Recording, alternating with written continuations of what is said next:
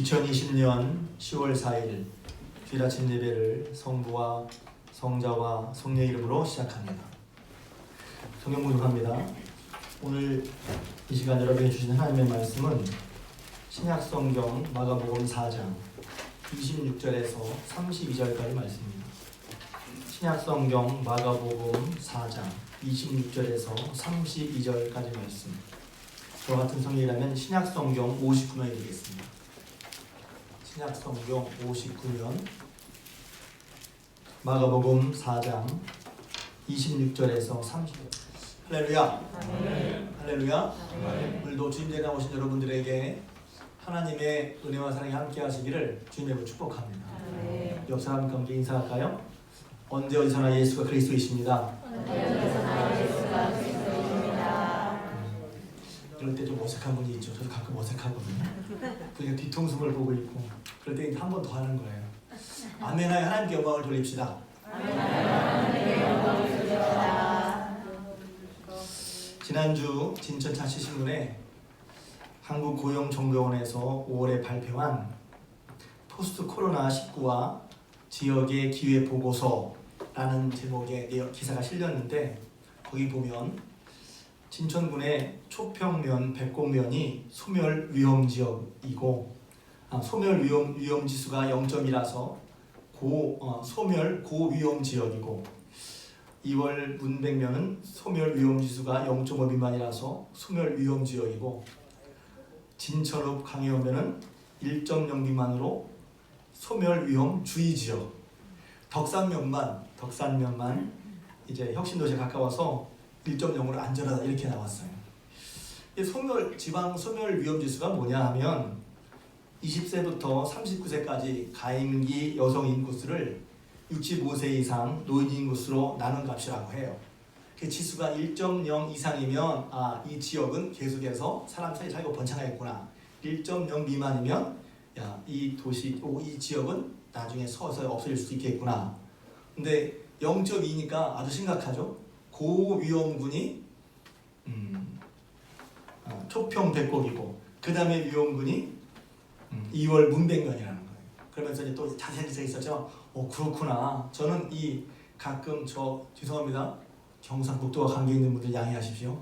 경북의 어떤 군이 점점 삶이 없어져서 나중에 없어질 거라는 거예요. 그 지역이 행정에 편입될 거라는 거예요. 남 얘기인 줄 알았는데 진천도 그렇다는 걸 알고 제가 깜짝 놀랐어요.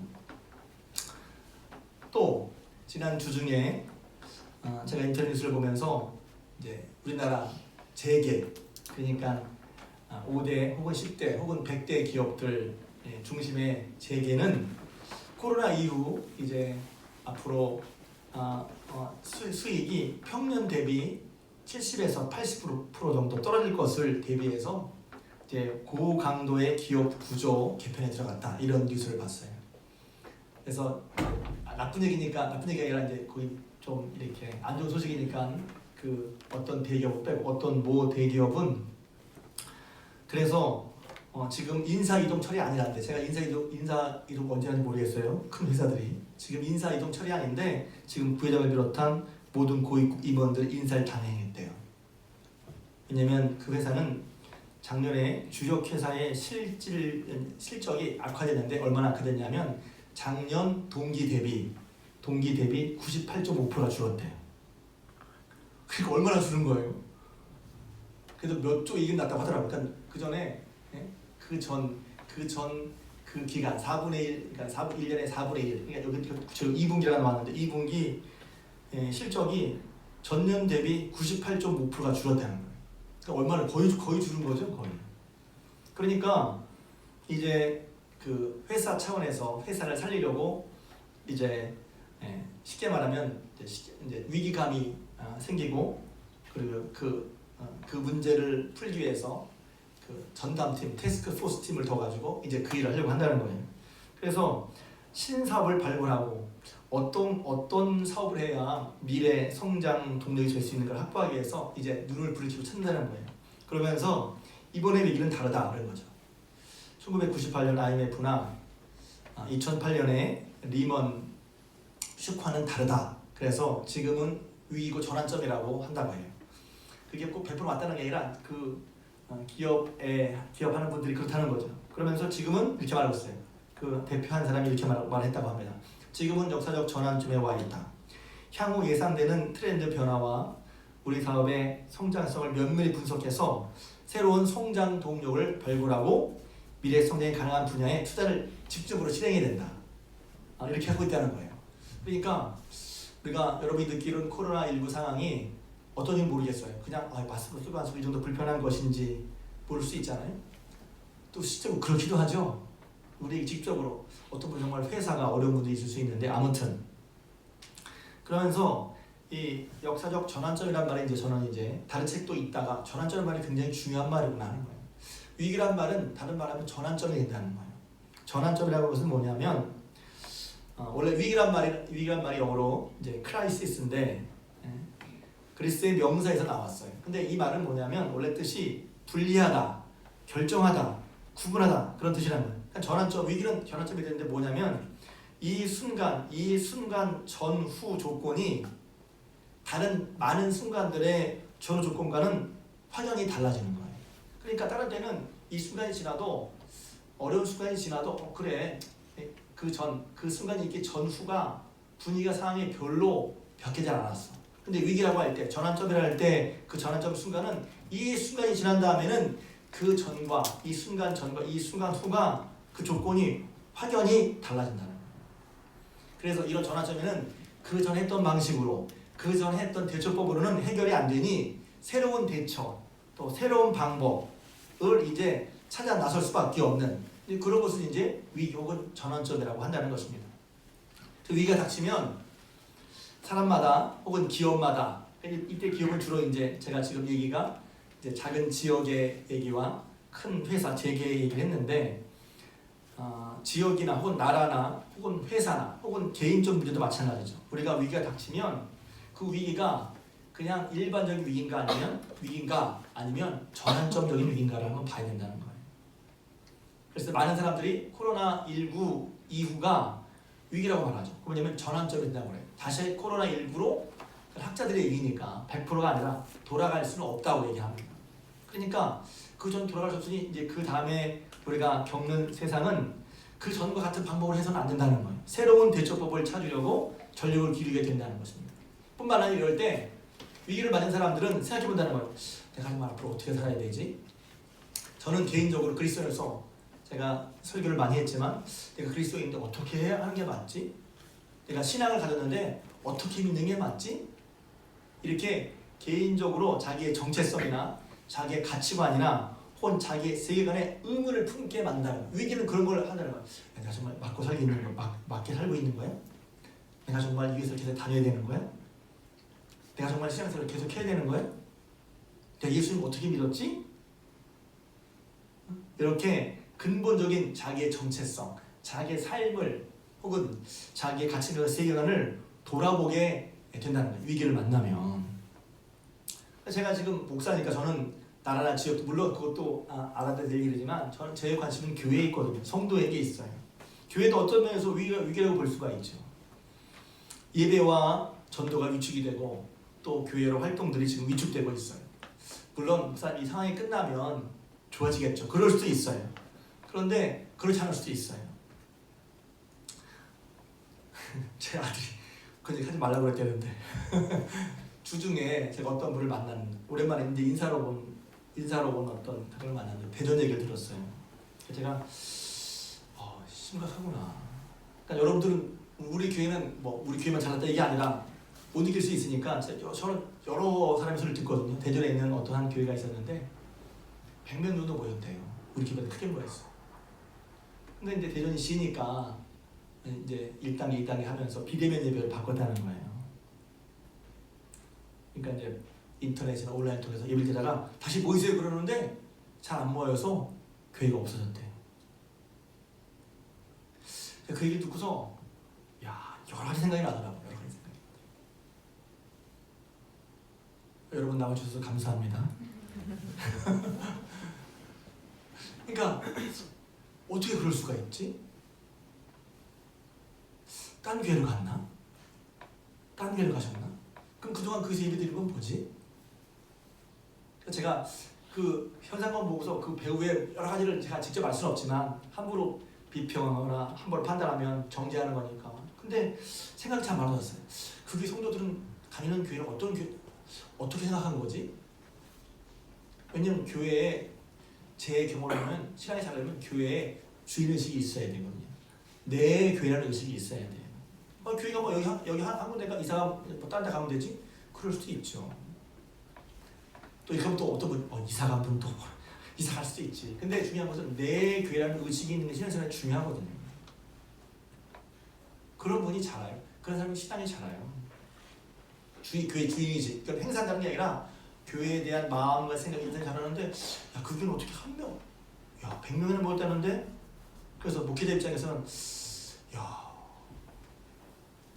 내 교회라는 의식이 있고 없고가 정말 중요하다. 그분이 다른 데 가서 다른 교회 섬길 수 있다고 쳐요. 근데 그게 또 문제가 생기면 또 다른 데 또 갈 거 아니에요. 신앙을 지키는 거. 아무튼 제가 그래서 다시 제가 생각이 참 많아졌어요. 우리 교회는 어떨까? 우리 교회 성도는 어떨까? 아무튼 그래도 위기란 말이에요. 그랬을 때 전 다시 보게 되는 거예요. 도대체 그리스도를 따른다는 건 뭔가? 도대체 신앙생활이라는 건 뭔가? 내가 기독교인, 그리스도인인데 그리스도인이라는 것은 도대체 뭔가? 어떤 사람인가? 하는 것을 생각해 보게 돼요. 그랬을 때 저는 이제 다시 기본으로 돌아가서 그러니까 저는 어떤 위기나 만나면 다시 말씀으로 돌아가서 말씀에 뭐라고 되어 있지? 그리고 말씀을 의지해서 왜냐면 세우는 게 내 실력으로 세우는 게 아니야. 내 배짱으로 세우는 게 아니야. 내 고집으로 세우는 게 아니고 내 경험으로 세우는 게 아니고 사람이 많고 적음으로 세우는 게 아니라 성경 말씀에 뭐라고 되어 있지? 성경 말씀에 그 교회는 제가 좋아하는 말씀 그리고 제가 목회를 하면서 교회에 어떤 문제가 생기면 제일 먼저 하는 말씀이 마태복음 10장 말씀이에요. 교회는 뭐죠? 교회는 주는 그리스도시요 살아계신 하나님의 아들입니다 하는 신앙 고백 위에 세워진 거예요. 그러니까 교회라고 할 때는 그냥 건물의 교회가 아니라 신앙 고백을 가진 사람. 이제 신앙 고백이 그냥 말로만 주는 그리스도 하나님의 아들이십니다 쉽잖아요. 읽고 외우는데 10초도 안 걸려. 1분도 안 걸려. 그냥 말이 아니라 그게 자기의 모든 영과 혼과 몸과 자신의 삶을 모두 대신하는 대변하는 고백이죠. 주님 예수가 나의 주님이 되시고 그분이 그리스도이시다. 구원자인 예수가 그리스도 구원자가 되시고 그분이 내 주님이시다. 나는 그 주님을 믿고 사는 사람이라는 거예요. 주님을 따르는 사람이라는 것이죠. 아멘. 그리고 그런 사람이 모인 것이 교회고 이런 교회는 예수님이 말씀하셨어요. 음부의 권세를 이기지 못한다. 아멘. 교회는 음부의 권세를 이기지 못합니다. 참된 교회는 지지 않습니다. 질 수 없습니다. 지지 못합니다. 되게 신기한 건 질 수가 없어. 교회는 질 수가 없어. 왜? 예수님이 약속하셨어요. 하늘과 땅의 모든 권세를 가지시고 하나님의 아들이신 예수님께서 예수님을 그리스도로 고백하고 그분 믿고 의지하고 따르는 사람이 교회고 이런 교회는 내 교회라고 My Church 내 교회 내 교회를 세운다고 하셨고 음부의 권세를 이기지 못하리라 약속하셨어요. 할렐루야. 그러니까 다시 한번 우리 신앙생활을 할 때 내가 여러분이 예수님 안 믿어? 이게 아니라 다시 한번 내 신앙을 봐야죠. 나는 정말 예수 그리스도를 믿고 있는가? 그리고 예수 그리스도를 나의 주님으로 모시고 살고 있는가? 그걸 다시 한번 확인해 봐야 된다는 거예요. 내 삶을 확인해 봐야 돼. 그리고 그렇게 예수를 그리스도를 모시고 살면 나의 삶에 열매가 있는가 확인해 봐야 됩니다. 제가 이제 지난 화요일을 마쳤지만 계속해서 갈매산 새벽 기도하면서 참된 신앙에 대해서 예수 그리스도를 믿는 참된 신앙에 대해서 계속 말씀드렸고 참된 신앙 내가 참된 신앙인데 그런 게 아니라 참된 신앙이면 표가 있다고 그랬어요. 열매가 있다고 그랬어요. 증거가 있다고 그랬어요. 이거 보고 내가 참된 신앙이구나. 참된 신앙이 아닌데? 그런 의미에서 다시 한번 정말 예수 믿는 게 유세 같으면 일부 예배 때 기도했나? 누가? 일부 예배 때 어떤 학생이 기도하면서 어디 가서 주님을 찾으라고 당당히 말할 수 없었다는 거예요. 그래서 그랬나? 걔는 학생인데 그래도 우리는 어떻습니까? 여러분은 어떻습니까? 교회 다닌다고 나 예수님 믿는다고 그렇게 말하면 요새는 안 그런 사람들인데 어떤 경우에는 뭐 이상한 생각한 사람도 있을 수 있으니까 내가 예수 믿는다는 것을 정말 예수 그리스도를 주로 그리스도로 믿고 따라 살고 있느냐 하는 것을 다시 한번 살펴봐야죠. 단순히 교회 온다는 게 아니라 말입니다. 저는 그렇습니다. 그리고 그럼 교회는 뭐지? 교회는 그리스도의 몸이란 말이에요. 성경에서 교회는 이렇게 모인데 사람들이 그냥 예배당, 교회당을 하지만 교회는 그리스도의 몸, 에클레시아라는 말이죠. 그러니까 교회 공동체는 그리스도의 몸이에요. 교회의 머리는 그리스도야. 그러니까 교회 공동체가 교회 공동체 소속된 사람들이 과연 머리된 예수의 말씀에 따라 하고 있는지를 살펴봐야 된다는 말이죠. 교회는 그리스도의 신앙 공동체는 그리스도의 몸이야. 그리스도의 몸은 머리인 교회의 머리인 예수 그리스도의 인도에 따라 예수 그리스도를 따라가는 게 교회란 말이에요. 근데 교회가 과연 예수 그리스도를 따라가고 있는지 돌아봐야 된다. 성도들은 이런 믿음으로 예수를 믿고 따르고 있는지, 그 가르침에 따라 살고 있는지, 열매를 맺고 있는지, 그런 가운데 하나님 나라가 확장되어 가는지 한번 돌아봐야 된단 말이에요. 내 마음과 생각이나 말과 판단 혹은 결정, 그리고 행동과 삶의 목표가 주님의 그것과 잘 맞아가고 있는지 아니면 전혀 상관이 없는지. 저는 그래서 아까 말씀드린 위기, 전환점이란 게 신앙생활 할 때도 만약 그런 위기나 전환점이 있으면 전과 같이 할 수는 없다는 거예요. 전과 같이 만약 애매모호하게 긴가 안 긴가 따져보지도 않고 그냥 다니까 아니라 이게 정말 중요한 일이잖아요. 교회를 아직은 뭐 그렇게 대놓고 핍박하지 않지만 교회 다니는데 많은 사람이 말을 듣는단 말이에요. 그러면 내가 이렇게 가지면서 교회를 다녀야 되나? 저는 목사라서 이미 전 내놓은 사람이라 그리고 전 예수님 믿을 거기 때문에. 그런데 성도들은 다를 것 같아요. 여러분을 무시하는 게 아니라 여러분이 믿음이나 환경에 따라서 그런 것에 많이 도전을 받고 혹은 마음에 치일 때 저는 도와주고 싶은 거죠. 여러분이 다시 한번 이런 위기의 순간에, 전환점의 순간에 내가 정말 예수 그리스도를 믿고 있는가? 왜 난 예수 그리스도를 믿어야만 하는가? 그리고 예수 그리스도를 믿고 살아갈 때 교회 공동체로서 나는 정말, 우리 교회는 정말 그리스도를 따르는 공동체인가를 보고 마음과 생각, 또 나오지만 내 마음과 생각은 그리스도의 마음과 생각 합한지, 교회는 나오지만 마음과 생각은 전혀 그리스도와 닮지 않고, 교회는 나오지만 그 말과 판단과 결정도 전혀 신앙적이지 않고, 그 행동과 삶의 목표가 전혀 예수님과 닮지 않고 교회만 다녔다면 그걸 확인해 봐야죠. 저는 확인해 보는 시간이에요. 그리고 저는 저 개인적으로는 그런 걸 확인하면서 제 신앙을 항상 돌아보게 됩니다. 그랬을 때 과연 예수님을 믿고 살아가는 사람들로 말미암아 이루어지는 하나님의 나라는 과연 이렇게 좀 예수 믿는데 나중에 어떻게 되지? 어떻게 될 건가? 저 개인적으로는 이제 어떤 분에게 말씀드렸는데 서로 얘기했는데 코로나19 사건이 터지면서 밤에 잠이 안 오고 답답해서 하나님께 개인적으로 기도한 시간 저녁 시간에 갖기 시작했어요. 근데 하나님께서 그때 이제 첫 시간에 항상 첫 시간에 은혜를 주시더라고요. 첫 시간에 이제 제 마음에 결국은 하나님 뜻대로 되지라는 믿음을 주셔서 그 마지막은 이제 결국 하나님 뜻대로 될 걸 저는 믿어요.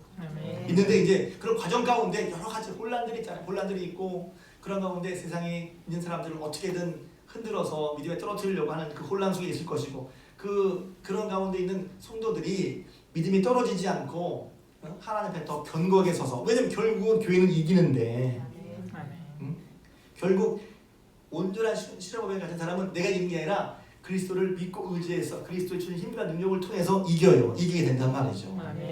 그렇게 하나님 나라가 이루어질 텐데 그 하나님 나라의 모습은 어떤가? 그 하나님 나라에 대해서 성경은 뭐라고 했냐면 오늘 말씀처럼 하나님의 나라는 사람이 씨를 뿌림과 같다. 예수님께 말씀하셨어요. 그러니까 하나님의 나라, 결국 예수님께서 이루어가실, 결국 마지막에 이루어질 하나님의 나라는 이렇게 될 거야. 이런 과정이야 라고 말씀하시는데 그것이 오늘을 사는 우리가 우리 세상을 돌아볼 때 귀한 보탬이 된단 말이죠. 뭐라고 되어 있어요? 하나님의 나라는 씨를 뿌린 것 같은데 사람이 씨를 뿌렸어. 근데 어느 순간 보니까 그것이 난 씨가 뿌린 씨가 거기 성경에 보면 땅이 스스로 열매를 맺고 또 싹이 나고 이삭이 되고 충실한 복식이 되어서 나중에 추수할 때에 추수한다. 그게 하나님의 나라라는 거야. 이게 또 뭔 얘기야? 농사 짓는 분은 금방 알죠. 교회 부지 말입니다. 저는 이제 교회 부지 사무실 올 때마다 금정 한번 이렇게 가보거든요. 가보면 풀이 무성하게 자랐어요. 분명히 우리가 6월달에 다 한번 이렇게 다 비웠는데 풀이 무성하게 자랐어요. 왜 풀이 자랐죠? 여러분 당연히 무슨 풀이 당연히 자라죠. 풀이 그냥 자랍니까? 뭔가 풀씨가 왜 뿌려졌죠. 그렇죠? 뿌려졌는데 그 신경도 안 썼어. 근데 씨가 뿌려졌기 때문에 씨라고 지나니까 거기서 싹이 트고 뭐 열매는 아니더라도 한번 자라서 그렇게 많아지게 된 거란 말이에요. 그러니까 씨를 뿌린 뒤에 우리가 구체적으로 언제 어떻게 자라는지는 주목하지도 못하고 때로는 잘 몰라. 그런 과정을 과학자가 설명해주지 않습니까? 그래서 여기서는 땅에 뿌린 뒤에 땅이 자라게 한다고 했어요. 그러니까 하나님 나라는 뭐지? 그랬을 때 예수님께서 비유로 우리가 이미 잘 알고 있는 것으로 말씀하냐면 땅에 씨를 뿌린 것 같아. 그러면 씨를 뿌린 때는 그 다음에 뭐예요? 당연히 씨를 뿌린 사람은 너무 자연스러운 거지. 여기서 무언가 결실이 있을 것을 기대하고 뿌리는 거란 말이죠. 이 때문에 때가 되면 낯을 들어서 그걸 추수한다는 거예요. 그게 하나님의 나라라는 거예요. 하나님의 나라. 하나님의 나라는 뭐 같지? 사람이 씨를 뿌리는 것 같다는 거예요. 씨를 뿌리면 이게 언제 어떻게 될지는 자세히 몰라도 결국은 이게 하나님의 나라의 특성을 보여주는 거예요. 우리 하나님의 나라 그러면 잘 모르잖아요. 그 많은 하나님의 나라 설명을 모르는데 예수님께서 비유로 하나님의 나라의 한 단면을 우리에게 딱 설명해 주시는데 하나님의 나라는 씨를 뿌린 것 같다. 씨를 뿌리면 이게 언제인지 모르는데 분명히 추수한다는 것이죠. 이어서 또 무슨 말씀하시냐면 잘 아시는 말씀. 하나님의 나라는 겨자씨 하나에 같다. 겨자씨 하나에 같다. 겨자씨의 비유 좀 잘 아시죠? 겨자씨는 씨 중에서 가장 작아. 그런데 그것을 뿌리면 그때부터 없는 거죠. 그러니까 뿌리면 씨를 심는데 나중에는 자라서 모든 풀보다 크고 공중의 새들이 기들일 만큼 된다는 거예요. 이게 하나님의 나라라는 거예요. 그러니까 하나님의 나라를 어떻게 비교할까? 하나님의 나라를 어떻게 말할까? 예수님께서 두 가지 말씀하셨어요. 하나는 씨를 뿌리는 것 같다. 하나는 겨자씨 하나인 것 같은데 처음에는 가장 작아지니까 그러니까 우습죠. 보기 우습죠. 야, 이까지 가지고 될라나? 이렇게 해서 될라나? 할 만큼의 보잘것 없는 건데 일단 뿌려놓으면 나중에는 그것이 알아서 모든 풀보다 커져서 거기에 공중에 많은 새들이 깃들인다는 거예요. 이게 하나님 나라의 한 단면이라는 거예요. 그럼 이것은 제가 특별히 설명하지 않아도 여러분 금방 아실 거예요. 아, 그렇구나. 하나님의 나라는 뭐지 도대체? 뿌리면 추수하는 것이 하나님의 나라의 특징이에요. 그리고 비록 작지만 보잘것 없어 보이지만 그 씨가 뭐냐면 저 씨를 뿌린다는 게 뭘까 그랬을 때 결국 하나님 나라는 예수 그리스도를 말미암아 이루어지니까 굳이 제가 설명을 한다면 하나님 나라의 씨는 결국 예수 그리스도이죠. 예수 그리스도를 믿고 따르는 거. 그러니까 저는 이게 풀어 설명하자면 예수님을 믿고 따라가는 게 보잘것 없어 보여요. 이런 가운데 큰 능력이 없어 보여요. 문제를 해야 할 것 같아 보이지 않아요.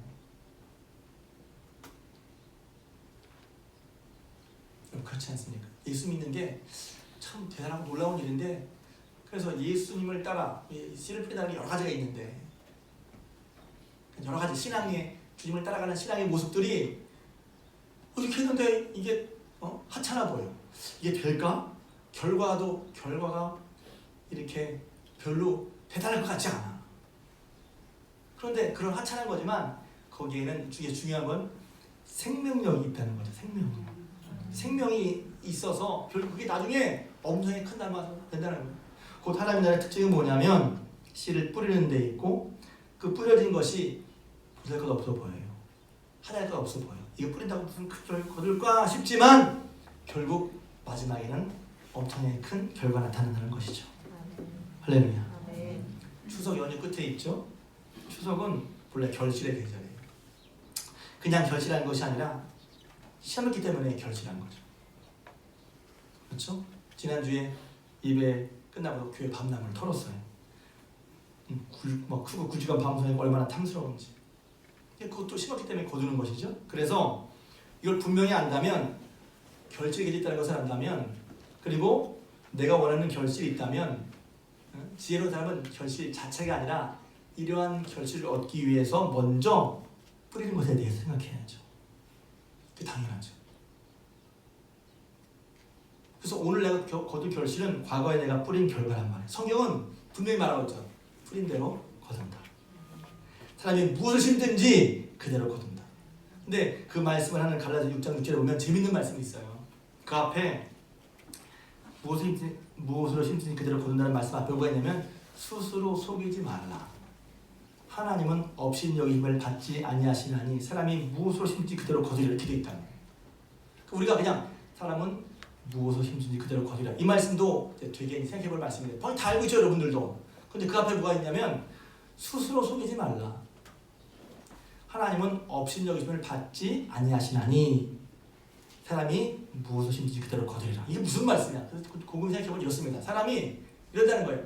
자기 제대로 심지 않으면서 크게 거두기만을 바란다는 거예요. 아, 나 왜 이렇게 안 되지? 아, 이게 왜 안 돼? 그러려면 그전에 뭔가를 했었어야지. 너무 당연한 건데 우리는 가끔 잊어버린다는 거예요. 왜? 하나님의 법칙 심은 대로 거두는 거야. 많은 걸 거두고 싶어요. 그런데 뿌린 건 어땠나? 이런 생각을 잘 안 한다는 거야. 잘 못 한다는 거예요. 귀한 거 거두고 싶어. 그럼 귀한 거 뿌렸나? 잘 그런 생각을 못 한다는 거예요. 귀하게 뿌리지도 않고 많이 뿌리지 않았으면서 바램만 귀한 것을 많이 거두고 싶다면 그것은 스스로 속는 거라는 거지. 이 말씀 드릴 때 얼마나 저도 이렇게 뜨끔뜨끔한지 모르겠어요. 귀한 거 거두고 싶어요? 안 거두고 싶죠? 많은 거 거두고 싶어요? 아멘. 안 거두고 싶죠? 아멘을 못하잖아요 벌써.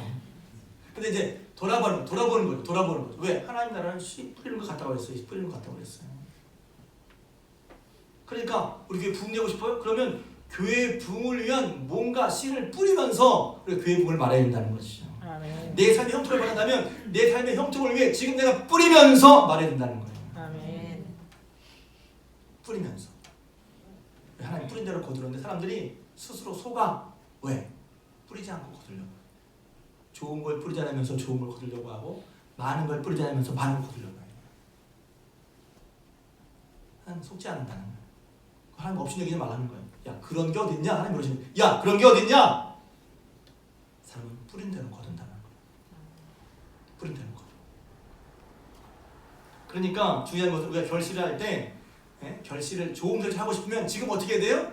내가 그 결실을 위해서 지금 좋은 것으로 많이 뿌릴 수 있는 여러분 되시기를 주님으로 축복합니다. 아멘. 그러니까 오늘 내가 뭔가 바람이 있다면 그러니까 결실하고 싶은 게 있다면 거두고 싶은 게 있다면 지금 그것을 위해서 내가 무엇을 뿌리고 있는지를 봐야 하는 거예요. 이게 이제 지혜로운 사람이죠. 내가 거두고 싶은 게 있어. 내가 결실하고 싶은 게 있어. 그러면 그것을 위해서 지금 내가 뭘 뿌리고 있는지를 봐야 하죠. 이건 사실 누구나 아이디어를 조금만 생각하면 알 수 있는 거예요. 그런데 지금 내가 뿌리는 것은 잘하지 않으면서 거두기만 하려고 그런다? 그건 아니라는 거예요. 또 내가 지금 어떤 것을 심고 있냐에 따라서 내 미래에 무엇을 거둘 까 예측도 가능하죠. 그래서 갈라디아서를 보면 육신의 것을 심어서 육신의 것을 거두고 영적을 심어서 영적을 거두라고 했어요. 여러분 심는 게 과연 하나님 앞에 영적인 거, 영원한 거예요? 아니면 이따가 없어질 거예요? 그것도 돌아봐야죠. 그래서 심는 게 중요해. 그러면 씨를 뿌린다는 건 뭐예요? 씨를 뿌릴 때 아까 씨를 뿌린다는 것은 이제 저는 굳이 여러 가지가 있는데 하나님의 말씀대로 사는 거, 또 예수님을 믿는 거, 뭐 여러 가지 할 수가 있겠죠. 하나님 나라는 씨를 뿌리는 것 같다는 거예요. 그렇다면 첫 번째 드리고 싶은 말씀은 사람이 무엇을 심지 그대로 거두니까 여러분들이 씨를 뿌린 여러분 되시기를 주님으로 축복합니다. 아멘. 그게 중요한 거예요. 하나님 나라를 얻으려면 이루려면 그냥 내가 씨를 뿌린 것 같아.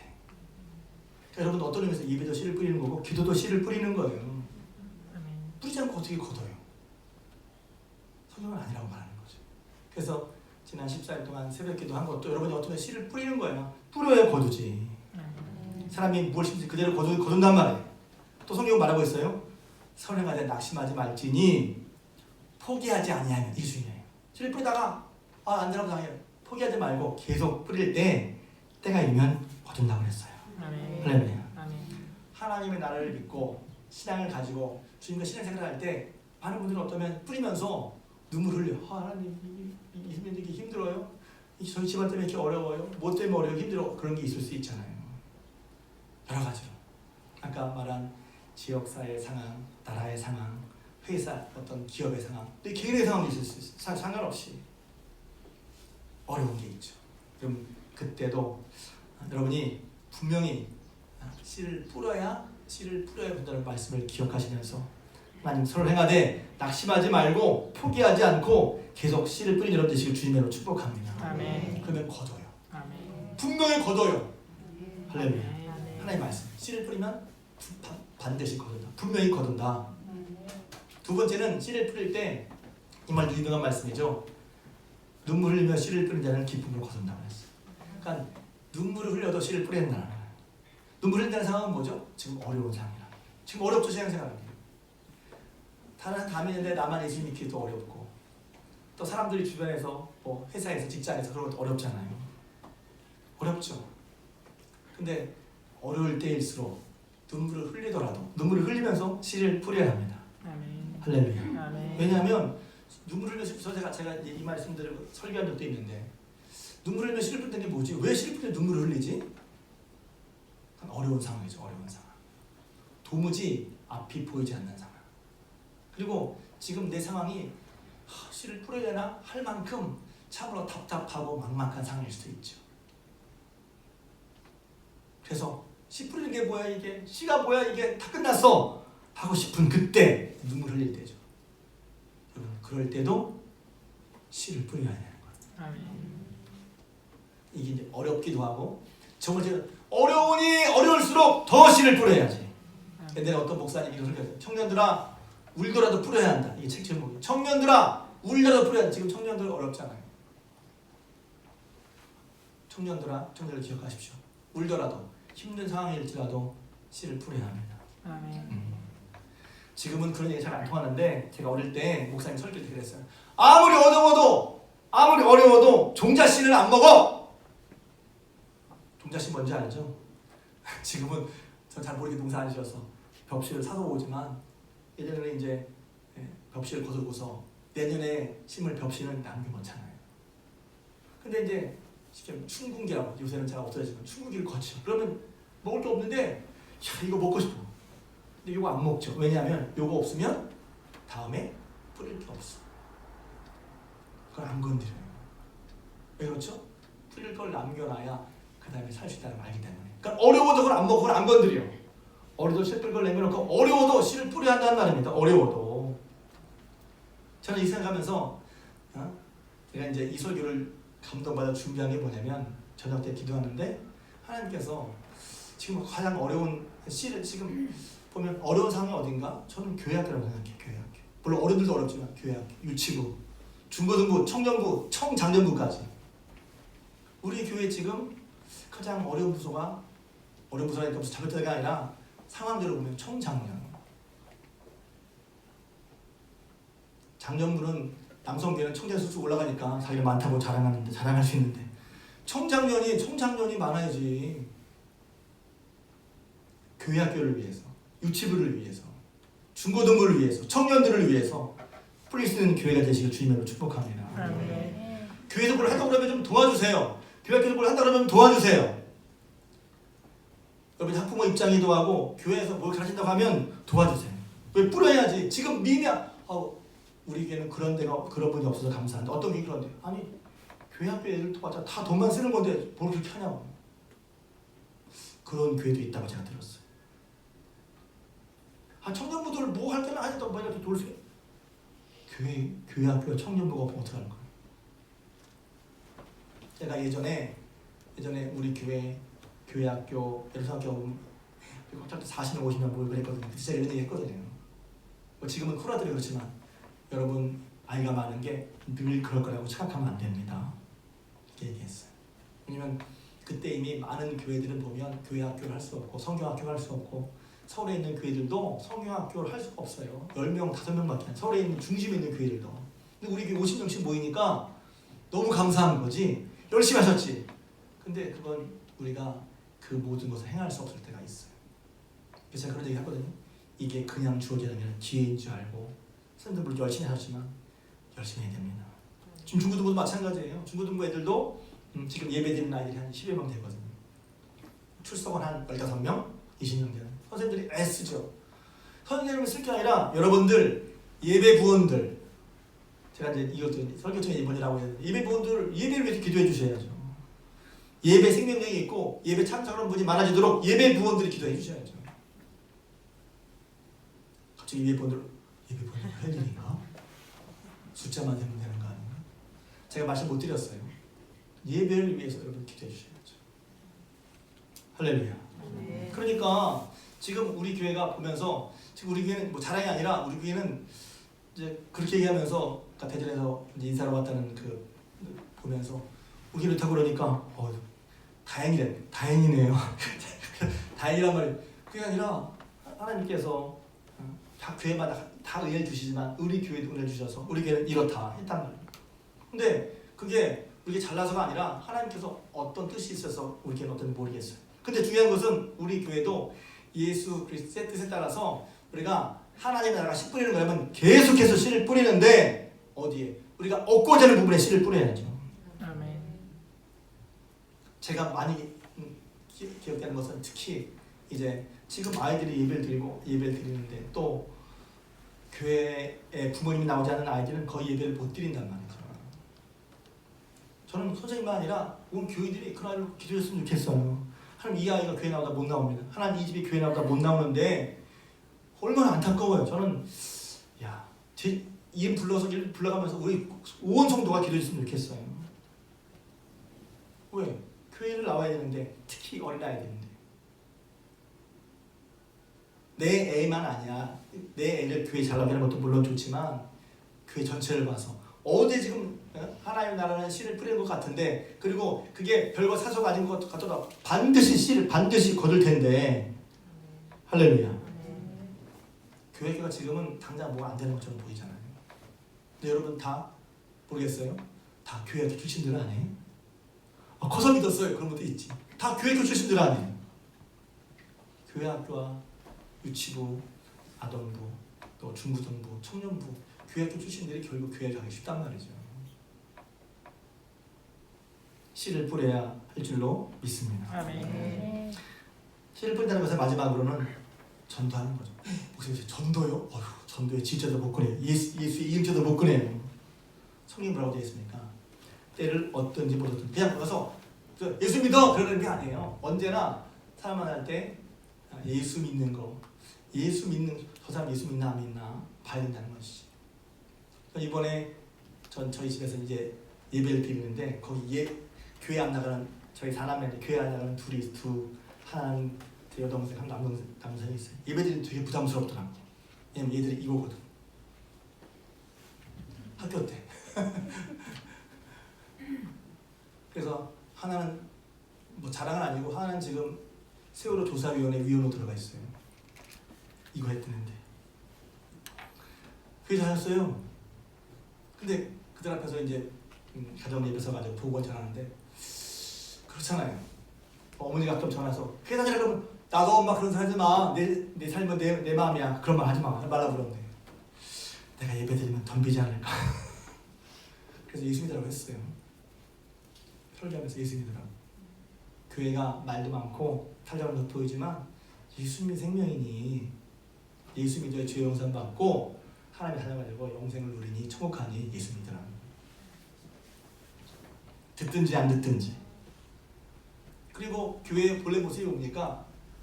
사도행전에 보면 집에서나 성전에서나 그들이 예수가 그리스도이심을 가르치거나 가르치기를 쉬지 않았다는 거예요. 예수님께서 마지막으로 교회 주신 명령이 뭡니까? 너희는 가서 모든 민족으로 제자를 삼아 아버지와 아들 성령의 이름으로 세례를 베풀고 내가 너의 분부한 모든 것을 가르쳐 지키게 하라. 그게 교회 주신 명령이에요. 이게 교회가 씨를 뿌려야 할 거란 말이지. 교회 무슨 씨를 뿌려야지? 예수의 말씀을 따라 교회가 예배 공동체로서 선교 공동체로서 봉사 공동체로서 예수의 말씀을 따라 예수님이 사신 말씀 또는 너희는 가서 모든 민족을 제자를 삼아 아버지와 아들 성령의 이름으로 세례를 베풀고 내가 너의 분부한 모든 것을 가르쳐서 지키게 하라. 그 다음에 볼지어다 내가 세상 끝날때 너희와 항상 함께 있으리라 하시니라. 이런 교회의 본령에 충실할 때 예수님께서 하나님께서 그 교회에 함께 하실 줄로 믿습니다. 그냥 함께 하는 게 아니라 교회의 본령에 충실한 거. 교회가 뭘 해야 되지? 성도가 뭘 해야 되지? 뭘 믿고 뭘 따라가야 되지? 그럴 때 하나님께서 그런 교회를 책임지실 줄로 믿습니다. 그러니 어려울 때일수록 힘들 때일수록 풀어야 하죠. 이번 새벽 기도회 때 은혜 받은 것 중에 하나가 바로 그것입니다. 어려움 속에 있을 때, 시련 속에 있을 때, 그러나 그때마다 주님이 여러분을 도우신 것을 믿으시기 바랍니다. 그래서 주님 믿고 따라가는 게 때로는 그런 상황 가운데 그게 생명력이 없어 보이고 별로 아닌 것처럼 보이지만 하나님 나라는 씨를 뿌리는 데 있고 그 씨가 겨자씨처럼 작아 보여도 결국은 작고 별거 없어 보여도 결국은 뿌려진 씨는 땅에서 자라게 된단 말입니다. 할렐루야. 하찮게 보일 수 있어요. 별거 것처럼 보일 수 있어요.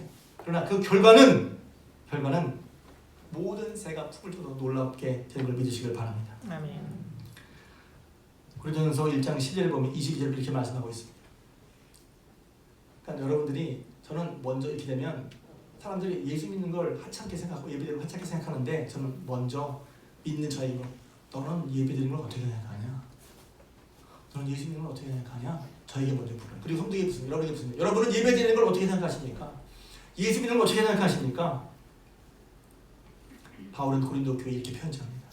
유대인은 표적을 구하고 헬라인은 지혜를 찾으나 우리는 십자가에 못 박힌 그리스도를 전하니 유대인에게는 거리끼는 것이요 이방인은 미워하는 것이로되 오직 부르심을 받은 자들에게는 유대인이나 헬라인이나 그리스도는 하나님의 능력이요 하나님의 지혜니라.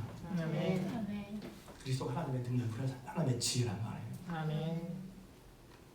하나님의 어리석음이 사람보다 지혜롭고 하나님의 약하심이 사람보다 강하다고 바울 고백하면서 다른 사람들은 미련해 보이고 다른 사람은 거리껴 보이지만 우리에게는 그리스도가 하나님의 능력이요 하나님의 지혜란 말입니다.